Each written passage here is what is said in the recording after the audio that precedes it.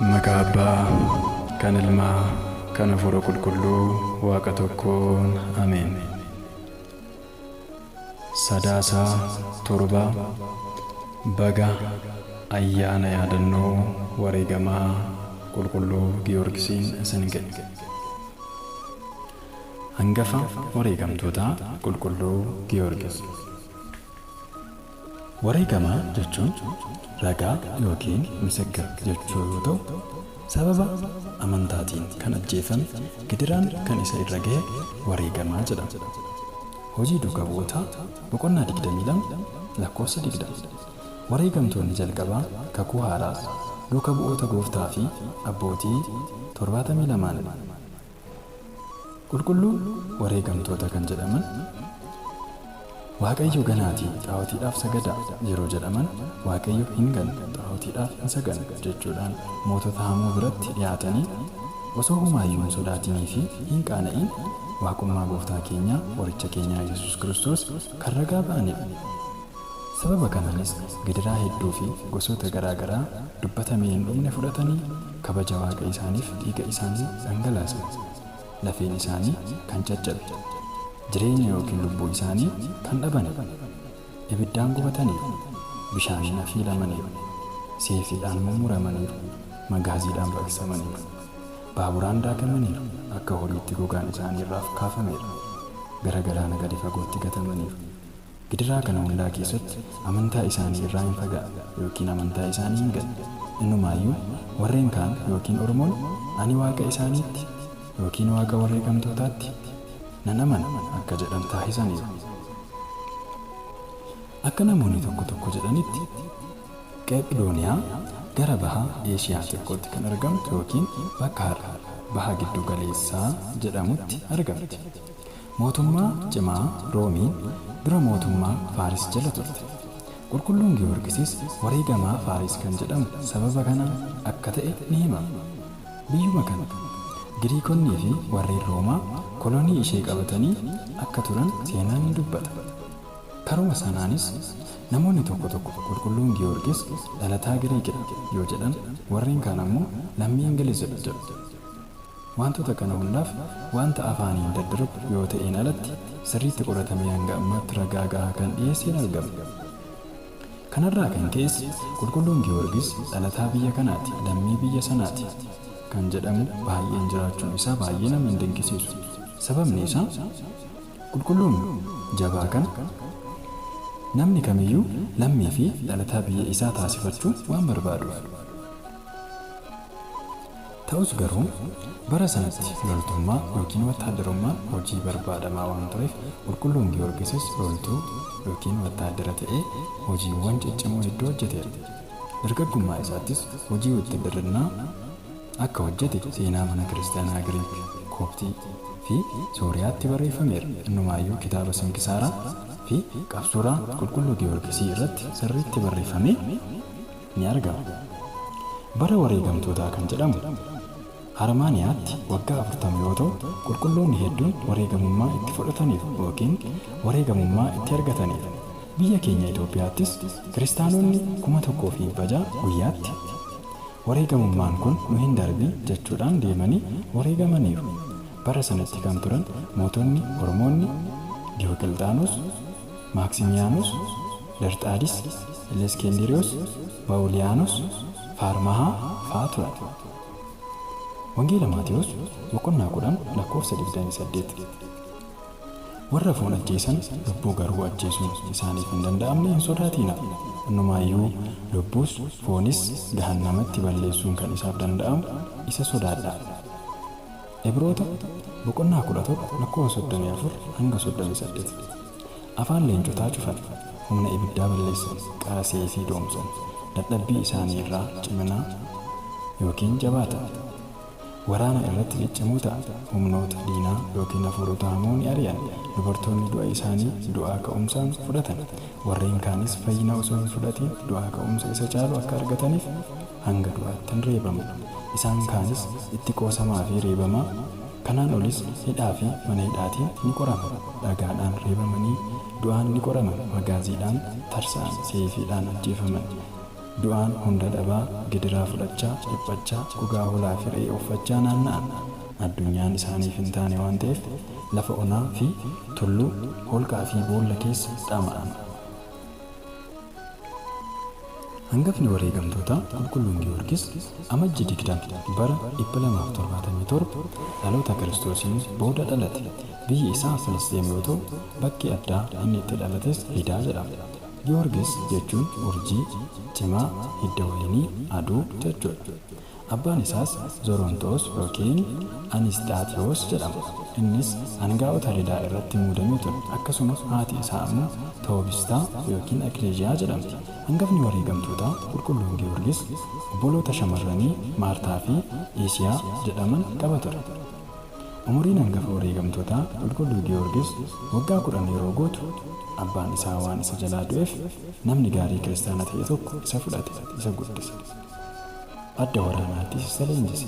Waggaa 20 yeroo guutus intala waggaa 15 waliin bultii isaaniif ijaaruuf yeroo jedhan Waaqayyo lubbuu namicha qulqulluu Giyoorgis guddisee sanaa ni fudhate. Qulqulluun Giyoorgisis gara Beeruutitti deeme. Beeruutitti diraagoniin waaqeffatu. Akkasumas intala isaanii dubaraa gabbaruuf yookiin kennuuf waan tureef hangafni wareegamtootaa qulqulluun Giyoorgis garuu mallattoo fannoodhaan diraagoonii injifatee uummata Beeruut diraagoon waaqeffachaa ture gara Waaqayyo waaqeffachuutti deebisee. Gara Faarisitti deebi'ee Duudiyaanoos mootota 70 walitti qabee xaa'otiiwwan dhaabsisee yeroo sagaduu fi yeroo sagachiisu isaan arge. Amantaa isaatiif hinaaffaa waan tureef mana mootummaa seenee ani kiristaanadha, Kiristoos Yesuusitti nan amana jedheen. Innis eenyummaa isaa erga hubatee booda ati kan keenyadha, biyyoota 10 irratti sin muude, waaqa koo yookiin waaqa ani waaqessu Apoloon ni waaqessita yookiin waaqessi jedheen. Qulqulluun Giyoorgisis badhaasaa fi aangoon kee sumaaf haa ta'u, ani waaqa koo Yesuus Kiristoosin hin ganu jedhe. Yeroo kanattis mootiin sun galma aaree gidiraa itti baay'ise. Inni garuu nama gantuu kana hangan isa qaanessutti lubbuun koo hin fudhatamin jechuudhaan Waaqayyoon kadhate. Akka kadhannaa isaattis isaaf ni taasifame. Amantii isaatiinis gidiraa ilmi namaa fudhachuu hin dandeenye kan fudhate. Gidiraawwan hangafni wareegamtootaa qulqulluun Giyoorgisii fudhate keessaa muraasni. Tokkoffaan mootichi hangafa wareegamtootaa qulqulluu Giyoorgisii muka irratti fannisiisee foon isaa mummursiise. Lammaffaa mootichi qoree yookiin sibiilota dhedheeroo kan qaban kophee sibiilaa qulqulluu Giyoorgisitti kaa'ee ittiin deeme jedhe. Waaqayyos hangafa ergamootaa qulqulluu Mikaa'el ergee fi isa fayyise. Sadaffaan sibiilota akka qoreetti 70 hojjechiisee ibiddaan erga tuqsiisee booda gubbaa isaa yookiin mataa isaa burruusaan rukuchiisee garaa isaa irratti utubaa dhagaa hiisisee akka irra gangalchan taasise. Arfaffaan foon isaa magaaziidhaan mummursiisee ashabootti naqsiisee foon isaa ciccitee bu'e. Gooftaan keenya qorichi keenya Yesuus Kiristoos halkan qixxee harka isaatiin isa tuqe. Kana booda waggaa 6 maqaa kootiif ni qabsoofta, yeroo 3 ni duuta, arfaffaa irratti ni boqotta jedhe. Shanaffaan Duudiyaanosis nahee kan naaf injifatu yoo jiraate warqeen isa badhaasa yeroo jedhu namichi falfalaa Atnaasiyoos jedhamu qoricha marzii garaacha cicciree ajjeesu bulbulee qulqulluu Giyoorgisitti kenne. Qulqulluun Giyoorgisis garuu maqaa Waaqayyoo waamee yeroo dhugu akka abaabootti ifee mul'ate. Namichi falfalaan sunis naaf dhiisi jedheeni lafa irraa bishaan burqee gara gooftaa keenyaa qoricha keenya Yesuus Kiristoositti yeroo agarsiisu duuka bu'ichi qulqulluun Toomaas dhufee namicha dur falfalaa ture sana cuupheera. Dhuma irrattis namichi kun wareegamummaadhaan boqoteera. Jaaffaan mootichi hangafa wareegamtootaa qulqulluu Giyoorgis baaburaan akka isa daakan taasise. Sana boodas boolla guddaa keessatti isa gachisiisee dhagaa itti cufsiise, itti mallatteessee deemeera. Gooftaan keenya qorichi keenya Yesuus Kiristoosis foon daakame sana harka isaatiin tuqee hafuura isaa deebisee isa kaaseera. Deebi'ees Waaqni koo du'aa na kaase isaaniin jedheera. Torbaffaan mootichi siree sibiilaa irratti qulqulluu Giyoorgis rukuchiisee yookiin irra kaa'ee jalaa ibidda itti bobeesseera. Ibiddi sunis yeroo dhiigni hangafa wareegamtootaa qulqulluu Giyoorgisii itti cobu dhaameera. Saddetaffaan mootichi Duudiyaanosis hangafa wareegamtootaa qulqulluu Giyoorgisiin Iyesuus Waaqa ta'uu isaa nutti agarsiise. Yeroo jedhuun muka lalisee jiru gogsee isa gugee lalisiisee erga du'anii booda waggaa 430 kan ta'an yookiin waggaa 430 dura namoota du'an awwaalaman du'aa kaasee itti agarsiiseera. Ta'us garuu lapheen mootichaa hamaa waan ta'eef beelaa fi dheebuudhaan akka du'uuf jedhee mana dubartii hiyyeettii tokkotti seensisee. Dubartiin kunis wanta nyaatamu mana ishee keessaa yeroo barbaaddu manni ishee eebbaan guutamee utubaan inni irratti hidhames lalisee firii buufate. Ilmi ishee gurri isaa hin dhageenye fayyee fi dubartiin kun ilma ishee waliin cuuphamte. Hangafni ergamootaa qulqulluun Mikaa'elis qulqulluu Giyoorgis hidhaa irraa isa hiike. Saglaffaan lammaffaas mootichi baaburaan isa daakaati gara tulluutti geessaatti isa facaasaa jedhee isa daaksisee foon isaa yeroo facaasan margi, baalli, dhagaan, mukti foon isaa irratti qubate hundi Giyoorgis qulqulluu Waaqayyoodhaaf, Giyoorgis wareegamaa Waaqayyoo jedhanii isa galateeffataniiru. Gooftaan keenya qorichi keenya Yesuus Kiristoosis yeroo sadaffaadhaaf du'aa isa kaaseera. Deebiis Waaqni koo du'aa na kaasee jedhe. Namoonni sunis nahanii miila isaa jalatti kufan. Lafa irraas bishaan burqisiisee qulqulluun Yohaannis isaan cuupheera. Kurnaffaan mootichis mootii taasisee sin muuda Appoolooniif sagade jedhe. Yeroo isa kadhatu yeroo seene kadhatu haati manaa mootichaa yookiin niitiin mootichaa Iskindiriyaa maal jechaa jirtaa yeroo jettuun ishee barsiisee ishee amansiiseera. Yeroo bari'us mootichi labsiidhaan uummata walitti qabee Giyoorgis xaa'otiidhaaf sagaduuf jedhee uummata walitti qabee gidduutti mucaa xiqqoo tokkoon tajaajilaan Iyesuus Kiristoos Giyoorgis si waama jedheefi gara xaa'otii sanaatti yeroo isa ergu seexanni xaa'otii sana irra bulee ture iyyaa iddoo hangafni wareegamtootaa qulqulluun Giyoorgis jirutti dhufe. Lafti afaan ishee bantee isaan liqimsite. Namoonni hedduunis raajii kana arganii ni amanan. Mootichattis niitiin isaa akka inni deebi'u itti himtuyyuu addabaabayitti ishee fannisiisee morma ishee mursiise. Wareegamummaadhaan boqotteerti. Dhiigni ishees cuuphaa ta'eefidha. Dhuma irrattis mootichi hamaan sun hangafni wareegamtootaa qulqulluun Giyoorgis seefiidhaan akka ajjeefamu taasise.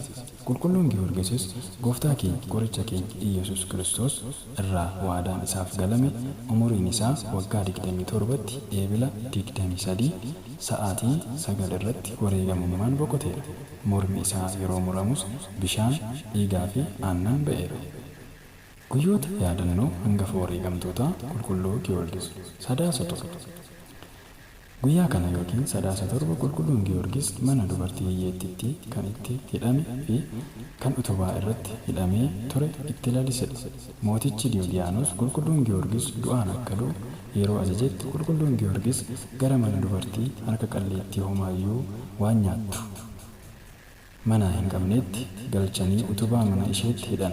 Utubaa hangafni wareegamtootaa qulqulluun Giyoorgis itti hidhame sunis laliseera. Amajjii 18 guyyaa kanatti daakamee faca'uun lafee hangafa wareegamtootaa qulqulluu Giyoorgisii kan itti yaadatamudha. Qulqulluun Giyoorgisis dheekkamsaa fi seefii mootii Duudiyaanos osoo hin sodaatiin waggoota 7 qabsaa'eera yookiin qabsuureera.